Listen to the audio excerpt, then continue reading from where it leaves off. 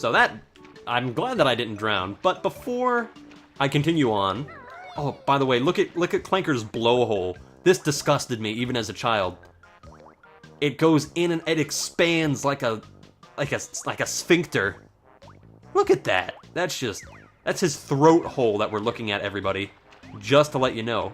And it's actually quite interesting to wonder, is Clanker mostly, like, is he a mostly mechanical shark, or is he mostly, like, biological? Because look at that rash that he has on there. That is organic right there. That is definitely organic. That is definitely a form of flesh. He breathes, he desires fresh air, but does not seem to need it. Seems like his gills can filter out the putridness of Grunty's underwear, her booty sweat, if you will. So is he mostly biological, or is he mostly... Ow, my ass! What is he? What is this Clanker, and why does he have his own cavern? He's a trash compactor, so he eats shit, basically. Good for him. Glad that he lived up to his mother's dreams. His mother was a porta potty. Just gonna put that out there. Speaking of porta potties, portable potties, I have a work story that is probably the best you'll ever hear. Just to remind you all, I work at a winery, okay? Keep that in mind. I work at a winery where we usually have, you know, what would you expect? Maybe corporate affairs, you know, like an end of the year party. Hey guys, we did a great job, so I'm taking you all to a winery. A wedding is mostly what we have. We have weddings where it's like, haha, Billy Joe Bob finally managed to get what's-her-fuck name pregnant, so we're gonna have a giant $100,000 wedding. It's not usually that much. It's usually about $20,000 for a day. I'm sorry. You could put a down payment on a pretty nice house for $20,000. Okay. Well, maybe not. For a decent enough house. By the way, I love this.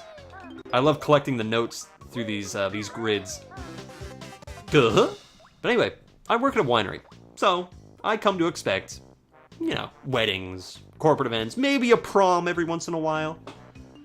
But last Sunday, you know what we had? This is the first time I've ever had an event like this. You know what we fucking had? No, I'm letting the suspense sink in. What do you think I could have had that would be terrible? Alright, I'll tell you what we had. We fucking had a birthday party. Okay, that sounds alright. We had a birthday party. By the way, I'm going to sit here and continue my story while you just sit and wait and watch. You know, let's watch Clanker for a little bit, because I really want to tell this story, because this is a cream of the crop story that you'll never get anywhere else, okay? You could scour YouTube and you'll never find another story like this. Okay. So let's stare at Clanker for a little bit. Clanker, sit there, look pretty, and I'm going to tell you my goddamn story because this story needs to be told. Story time, here we go. So, it was a birthday party, 300 people, but it wasn't just any birthday party. Oh no, it was a child's birthday party. That's right. Child's birthday party at a winery. You want to know which birthday it was for the child? I'll give you a second. Okay, pencils down. It was his first birthday party. He was an infant. First birthday ever. Well, technically the second birthday, considering that the actual birth I count as your birthday. So technically you're a year older than whatever you think you are. Alright, if you think you're 32, you're 33, because you already had the beginning default birthday. Alright? So, this kid was 1, technically 2, and he had 300 people there. And I'm not gonna sugarcoat it for you guys. They probably spent at least $110,000 on this birthday party. Okay? Okay. They had a magician. They had a juggler who was very talented. Jeremy the Juggler was his name. He unicycled while juggling these, like, clubs. It was amazing. Very humble guy. Love Jeremy the Juggler. Made balloon animals. Very cool. He was younger than me, so he's very talented. You could tell he'd been doing this whole thing his entire life.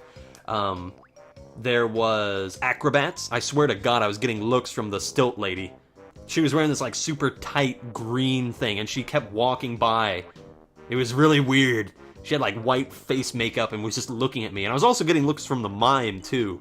The female mime. I swear to God, she was doing this thing with rings. Ugh. And it wasn't just me, either. It wasn't just me, like, imagining it or, like, being like, aha, I'm attractive enough to get circus people. No.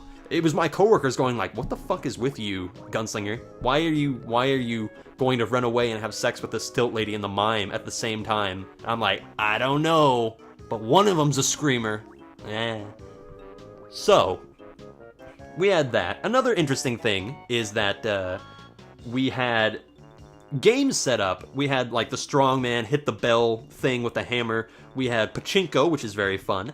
We had like putt-putt golf for the kids. But the weird thing about this is the volunteers for the game, because they were volunteering, everybody else was paid. The magician, the clowns, the ringleader. We actually had a ringleader, for God's sakes. But the volunteers had to wear these like white shirts with suspenders and all that. And there were these two girls. They must have been at least 19, maybe 20. Blonde, very thin, probably about 5'11", maybe 110 pounds. I swear they looked like sisters, but they weren't quite similar enough to look like sisters. They just looked very similar to that point. I think they even addressed each other by name. I'm pretty sure they weren't sisters, but they didn't look like sisters. That's my point. Like, one was shorter, taller, whatever. They were so similar looking that they could not have been sisters, but, like, unless they'd been, I don't know. They were friends. Or maybe more, because get this. When the kids all went to sing happy birthday to the kid, I'm going to tell you his name. His name was Zayden. It was an Indian event. Apparently, it's a big thing for that family in particular, because they said that they had another child who also had a big birthday bash for their first birthday. So, this kid, Zayden, his first birthday, everybody went to go sing him happy birthday. Funnily enough, I don't know if it was just this family or the Indian culture themselves, but they didn't fucking say a word. They were well-behaved, very well-behaved children between the ages of, like, I'd say 3, and then there was, like, the oldest people there in terms of, like, children were, like, these 2 black guys who looked like they're about 17 that were just kind of hanging out. I don't really know why they were there. It was really weird. It's like, how do you get invited to, like, a kid's first birthday party for just 2 random black guys? Like, they weren't talking to anybody. They were just kind of on their own, like, there. They had cake, and it was weird. I'm just like, okay, whatever. It was very funny. It was because they weren't interacting with anybody. They were just kind of standing around, like, getting free food. I'm like, okay, whatever. But when everybody went to sing happy birthday to this kid, nobody sung him happy birthday except for the ringleader over the loudspeaker. It was so awkward. It was the most awkward thing because, like, the ringleader's voice wasn't great. He was obviously just hired because he looked like the stereotypical kind of, like, dark hair, mustache, ringleader, that kind of guy. And his voice was really raspy, and it was like, all right, we're going to start the celebration now. Happy birthday to you. And it was really, and it wasn't like quite as enthusiastic. It was just kind of like, happy birthday to you. It was, nobody else was singing. It was dead quiet. But while this was going on, the 2 blonde girls went up to each other and started talking. But then, here's where it gets interesting. They, like, hugged, but it wasn't quite a hug. They went hip to hip and then, like, put their hands in each other's butt pockets. And then, like, hugged like that, but they were still talking. And I'm just looking at this going, what the hell's going on over there? My intrigue has been piqued. And, I actually never found out what was up with that. It was just kind of like, I had to go back to my station, manning the popcorn station. And, yeah, it was weirdest thing ever. The magician was really cool. The clowns weren't as cool. They really tried, God bless their hearts. There was this one part where they, were trying... Yeah, by the way, that's the most of the story that I wanted to tell you guys, so I'm gonna continue on with the game. There was this one part where the clowns were trying to, like, do this thing where they had... there was a female and a male clown. It was like Peppy and Zeppy or something like that. It was Puncho or something. I couldn't remember exactly what their names are. I wrote it down somewhere, but I can't remember right now. But anyway, it was very kind of awkward because they weren't quite as disciplined as Jeremy the Juggler, who'd obviously been doing it his whole life. They kind of seemed like they got into it late in the game. They were doing this thing where, like, they were trying to throw, like, a hat onto their shoe and then back onto their head, and they kept fucking it up, and, like, they kept playing it off as, like, a joke.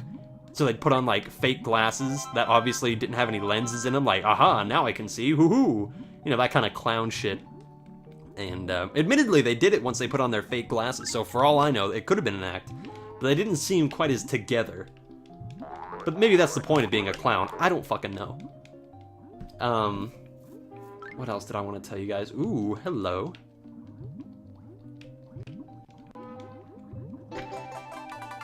Very nice. And getting out of that tube can be kind of difficult. Well, as difficult as this game gets. Alright, now we have to free Clanker. Do you know how to do this? It's very simple. We have to follow his belly button ring here. Let's go. Down we go to one of the most beloved NPCs of the age. And by the way, yes, this party was fully catered. Ethnic catering, Indian food. Hi, I'm Gloop. I love Indian food. Grab my bubbles if you're low on air. Good for you, Gloop. I love Gloop. If it was not for Gloop, I would be dead. And I don't mean that in the game. He saved my life. He kept me from OCDing. OCD? No. ODing. Why did I put OC in that? ODing, you know, drug overdose, but somehow I made it into OCD. You better be careful, man. We don't want you OCDing again. You came really close. Hui. So, but they had, like, face painting. They did the whole shebang with that first birthday party. I'm sorry. What is he gonna do for his 21st birthday party? Is he gonna have, like, a woman hanging from the ceiling, acting like a stripper taking her clothes off? Oh wait, they had that at his first birthday party. I'm not even kidding. The female acrobat who was throwing me looks, well, the stilt walker. She was technically an acrobat, though. She was throwing me looks, and later on, she was hanging from the ceiling, literally removing clothes while doing this acrobatic act. It was the most awkward thing ever. But the thing that wasn't the most awkward thing ever, which this is the last thing I'm going to say about this crazy birthday party, is that they actually had a family of acrobats, completely separate from the stilt walking person. It was like the Flying Castanellos or something like that. It was something like a family. It was a dad. By the way, that's how you free Clanker. You have to turn this Keyblade to save the galaxy from whatever kind of Disney bullshit is going on in Kingdom Hearts nowadays.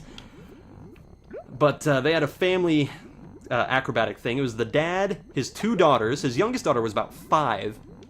It was adorable seeing this little 5-year-old in like her circus acrobat getup, in like a proper like black pants, like fluffy red vest kind of thing. She was standing on her dad's shoulders, and then as he's walking around in the crowd, she does a handstand on his fucking head. It was crazy. They were great. So I'll never get to be at another thing like that, so I wanted to share that with you guys, and thank you for allowing me to share this amazing first birthday party. I ate like a pig, by the way, because not a lot of kids went to the popcorn bar, despite the fact that they had a fully stocked candy bar. They had popcorn, M&Ms, peanut M&Ms, Raisinets, Milk Duds, Sour Patch Kids, which admittedly flew off their shelves.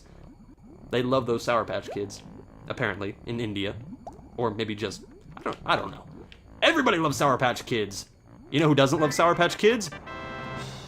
Slavery. Look at that key, it's moving me. Slavery does not like the bittersweet taste of freedom. And there we go. Clanker has now been freed.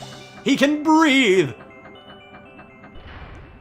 That's an awesome sound. That just sounds momentous. Clanker has fresh air. You find reward on Clanker's back. You lazy asshole. He's actually not. Clanker is one of the most saintly characters in this game. Which is quite neat considering how, you know, he's managed to keep this upbeat attitude despite being literally submerged in Grunty's, like, panty water. So now, by the way, we're going to go for the most, sorry, my voice, like, killed myself there. Yes, my voice actually came out, manifested itself, and killed itself. Me. We're gonna get the most difficult Jiggy in this area, and the one that made my hands sweat so much as a kid, in the next episode of Dragon Ball Z. Wah!